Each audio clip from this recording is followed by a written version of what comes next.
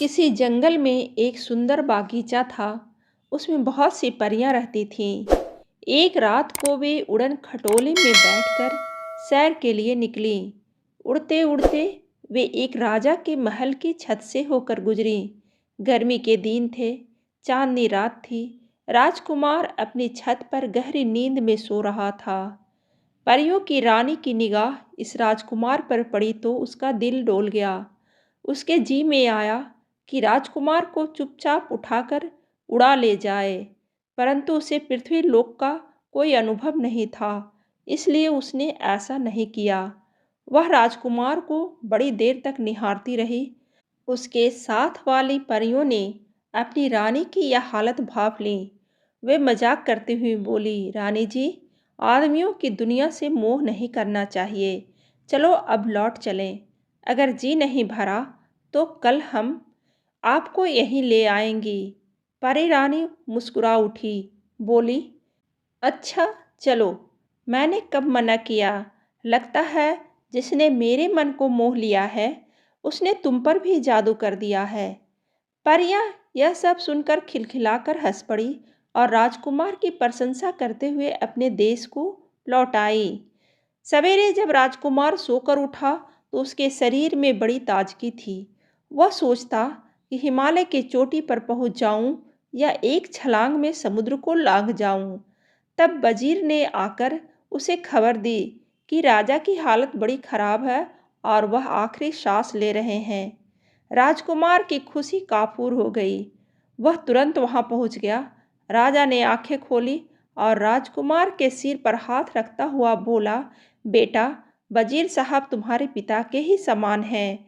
तुम सदा उनकी बात का ख्याल रखना। इतना कहते कहते राजा की आंखें सदा के लिए मुंद गईं। राजकुमार फूट फूट कर रोने लगा। राजा की मृत्यु पर सारे नगर में शोक मनाया गया। कहने को तो राजकुमार अब राजा हो गया था, पर अपने पिता की आज्ञा अनुसार वह कोई भी काम वजीर की राय के बिना नहीं करता था। एक दिन वजीर राजकुमार को महल के कमरे दिखाने ले गया।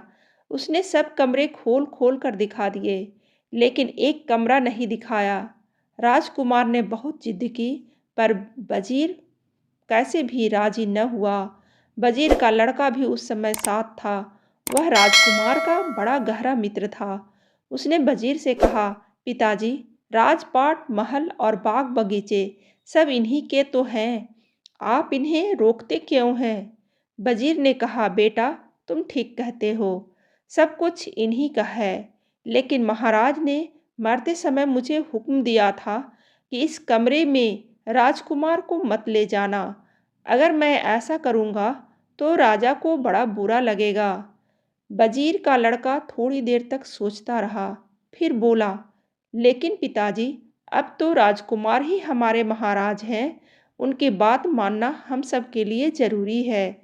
अगर आप राजा के दुख का इतना ध्यान रखते हैं तो हमारे इन राजा के दुख का भी तो ध्यान रखिए और दरवाज़ा खोल दीजिए।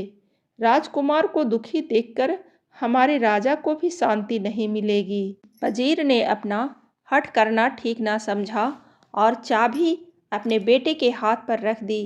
ताला खोलकर तीनों अंदर पहुँचे। कमरा बड़ा सुंदर था।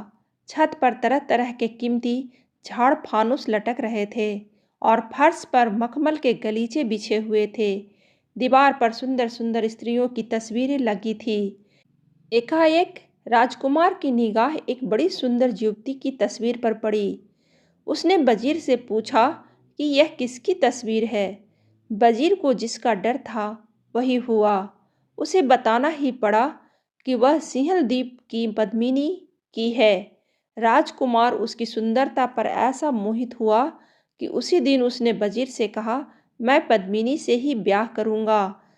जब तक पद्मिनी मुझे नहीं मिलेगी मैं राज के काम में हाथ नहीं लगाऊंगा।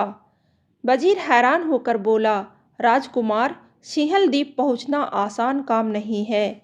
वह 7 समुंदर पार है। वहां भी जाओ तो शादी करना तो दूर, उससे भेंट करना भी असंभव है।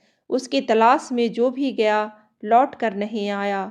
फिर ऐसे अनहोनी काम में हाथ डालने की सलाह मैं आपको कैसे दे सकता हूँ। पर राजकुमार अपनी बात पर अड़ा रहा। वजीर का लड़का उसका साथ देने को तैयार हो गया। वे दोनों घोड़े पर सवार होकर चल दिए। चलते चलते दिन डूब गया। वे एक बाग में पहुंचे और अपने अपने घोड़े खोल दिए। हाथ मुंह धोकर कुछ खाया पिया।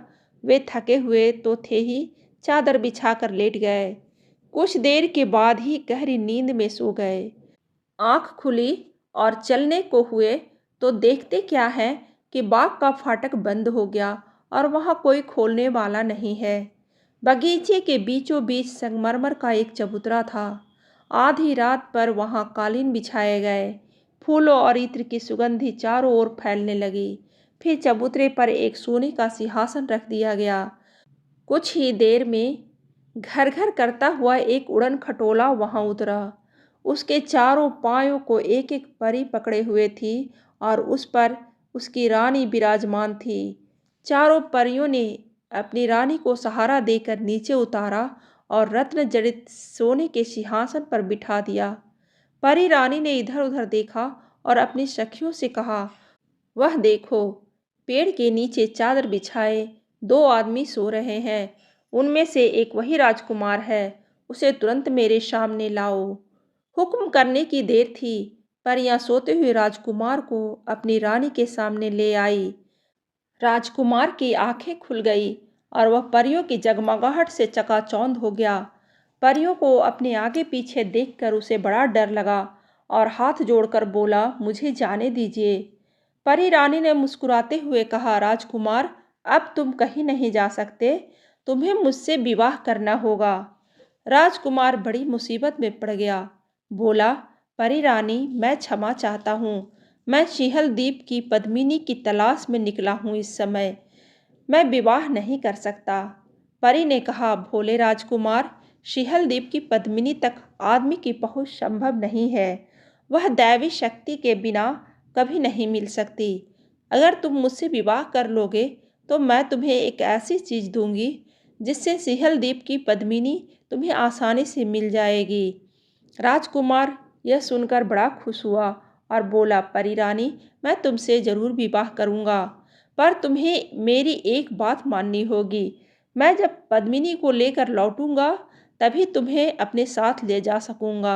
मैं प्रतिज्ञा करता हूँ कि मेरी इस बात में कोई हेर फेर नहीं होगी। परी ने प्रसन्न होकर अपनी अंगूठी उतारी और राजकुमार की उंगली में पहनाते हुए बोली, यह अंगूठी जब तक तुम्हारे पास रहेगी कोई भी विपत्ति तुम्हारे ऊपर असर न करेगी। इसके पास रहने से तुम्हारे ऊपर किसी का जादू टोना नहीं चलेगा। अंगूठी देकर परी रानी आकाश में उड़ गई। राजकुमार वजीर के लड़के के पास आकर सो गया। सवेरे उन दोनों ने देखा कि बगीचे का फाटक खुला हुआ है। वे दोनों घोड़े पर सवार होकर चल दिए। पद्मिनी से मिलने की राजकुमार को ऐसी उतावली थी कि वह इतना तेज चला कि वजीर का लड़का उससे बिछड़ गया। चलते चलते राजकुमार एक ऐसे शहर में पहुंचा जहां हर दरवाजे पर तलवारें ही तलवारें टंगी हुई थी। एक दरवाजे पर उसने एक बुढ़िया को बैठे हुए देखा। उसे बड़े जोर की प्यास लगी थी। पानी पीने के लिए वह बुढ़िया के पास गया। बुढ़िया झूठ मूठ का लाड़ दिखाती हुई बोली, हाय बेटा, तू बड़े दिनों के बाद दिखाई दिया है। तू तो मुझे पहचान भी नहीं रहा है। भूल गया अपनी बुआ को। यह कहते कहते उसने राजकुमार को हृदय से लगा लिया और चुपचाप उसकी अंगूठी उतार ली। इसके बाद उसने राजकुमार को मक्खी बनाकर दीवार से चिपका दिया। उधर वजीर के लड़के को राजकुमार की तलाश में भटकते भटकते बहुत दिन निकल गए। अंत में उसे एक उपाय सूझा। वह परी रानी के बगीचे में पहुंचा और रात को एक पेड़ पर चढ़ गया। आधी रात को परी रानी उसी चबूतरे पर उतरी। वह वजीर के लड़के की विपदा को समझ गई। उसने उसे बुलाकर कहा, यहाँ से 100 योजन की दूरी पर एक जंगल है। उसमें तरह तरह के हिंसक पशु रहते हैं। वहाँ ताड़ के पेड़ पर एक पिंजड़ा टंगा हुआ है। उसमें एक तोता बैठा है।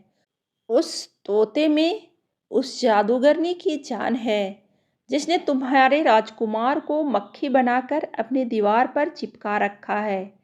वजीर के लड़के ने पूछा, इतनी दूर मैं कैसे पहुंच सकता हूँ?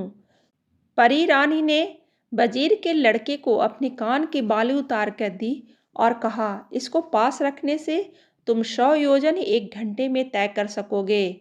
इसमें एक शिफ्ट यह भी है कि तुम सबको देख सकोगे और तुम्हें कोई नहीं देख पाएगा। इस प्रकार तोते के पिंजड़े तक पहुंचने में तुम्हें कोई कठिनाई नहीं होगी और तोते को मारना तुम्हारे बाएं हाथ का खेल होगा। वजीर का लड़का बाली लेकर खुशी खुशी जंगल की ओर चल दिया।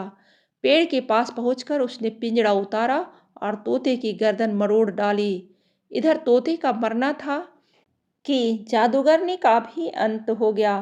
वजीर का लड़का वहां से जादूगरनी के घर पहुंचा। जादूगरनी की उंगली से जैसे ही उसने अंगूठी खींची कि राजकुमार मक्खी से फिर आदमी बन गया। वजीर के लड़के से मिलकर राजकुमार खुशी के मारे उछल पड़ा।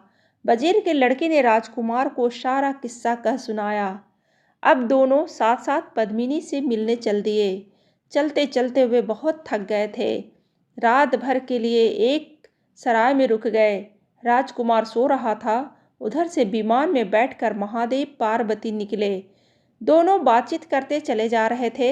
एकाएक महादेव जी ने कहा, पार्वती, इस नगर की राजकुमारी बहुत सुंदर और गुणवती है। राजा उसकी शादी एक काने राजकुमार के साथ कर रहा है। अगर ब्याह हो गया तो जन्म भर राजकुमारी को काने के साथ रहना पड़ेगा। मैं इसी सोच में हूँ कि सुंदरी को काने से कैसे छुटकारा दिलाऊं।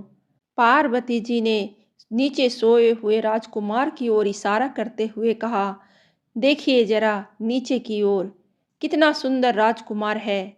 विमान उतारिए और राजकुमार को लेकर वर की जगह पहुंचा दीजिए। महादेव जी को यह युक्ति जच गई। उन्होंने ऐसा ही किया। राजकुमार की शादी उस राजकुमारी से हो गई। विदा के समय राजकुमार बड़े चक्कर में पड़ा।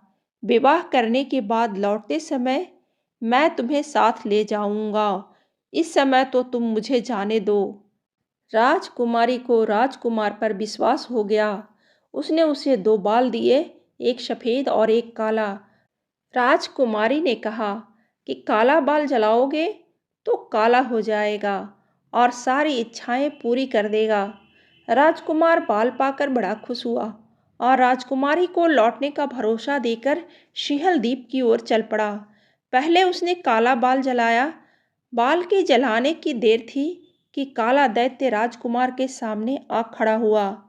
राजकुमार पहले तो बहुत डरा, पर वह जानता था कि वह दैत्य उसका सेवक है। उसने हुक्म दिया, जाओ वजीर के लड़के को मेरे पास ले आओ। काला दैत्य उसी क्षण वजीर के लड़के को राजकुमार के पास ले आया। फिर बोला, और कोई आज्ञा? राजकुमार ने कहा, हम दोनों को पद्मिनी के महल में पहुंचा दो। कहने की देर थी कि पद्मिनी के महल के फाटक पर आ गए। वहां एक हिष्ट पुष्ट संतरी पहरा दे रहा था। उसने अंदर नहीं जाने दिया। राजकुमार ने फिर काला बाल जलाया। दैत्य हाजिर हो गया। राजकुमार के हुक्म देते ही काले दैत्यों की पलटन आ गई। उन्होंने रानी पद्मिनी के सिपाहियों को बात की बात में मौत के घाट उतार दिया। इसके बाद गायब हो गए। राजकुमार और वजीर का लड़का महल में घुसे। राजकुमार ने सफ़ेद बाल जलाया। सफ़ेद देव आ गया। राजकुमार ने उससे कहा, मैं पद्मिनी से विवाह करना चाहता हूँ। बारात सजा कर लाओ। जरा सी देर में देव अपने साथ एक बड़ी शानदार बारात सजा कर ले आया। पद्मिनी के पिता ने जब देखा कि कोई राजकुमार पद्मिनी को शान शौकत से ब्याहने आया है और इतना शक्तिशाली है कि उसने उसकी सारी सेना नष्ट कर डाली है, तो उसने चूं तक न की। राजकुमार का ब्याह पद्मिनी से हो गया। अब राजकुमार पद्मिनी को लेकर अपने घर की ओर रवाना हो गया। रास्ते में उसने उस राजकुमारी को अपने साथ लिया जिसने उसे बाल दिए थे। इसके बाद परी रानी के बगीचे में आया। रात को सब वहीं ठहरे। आधी रात को परी रानी आई। राजकुमार उसे देखकर बड़ा प्रसन्न हुआ और बोला, यह तुम्हारी ही कृपा का फल है। जो मैं पद्मिनी को लेकर यहाँ अच्छी तरह लौट आया। यह दूसरी राजकुमारी भी तुम्हारी तरह मुसीबत में मेरी सहायक हुई है। तुम इसे छोटी बहन समझकर खूब प्यार से रखना।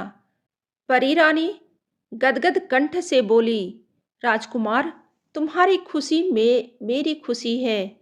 पद्मिनी के कारण ही हम दोनों को तुम्हारे जैसा सुंदर राजकुमार मिला है।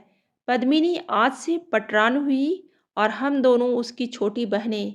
वे सब उड़न खटोले में बैठकर राजकुमार के देश में आ गई। नगर भर में खूब आनंद मनाया गया और धूमधाम के साथ राजकुमार की तीनों रानियों के साथ सवारी निकाली गई। कहानी अच्छी लगे तो लाइक जरूर करें और ऐसी ही कहानी सुनने के लिए सब्सक्राइब बटन दबाइए।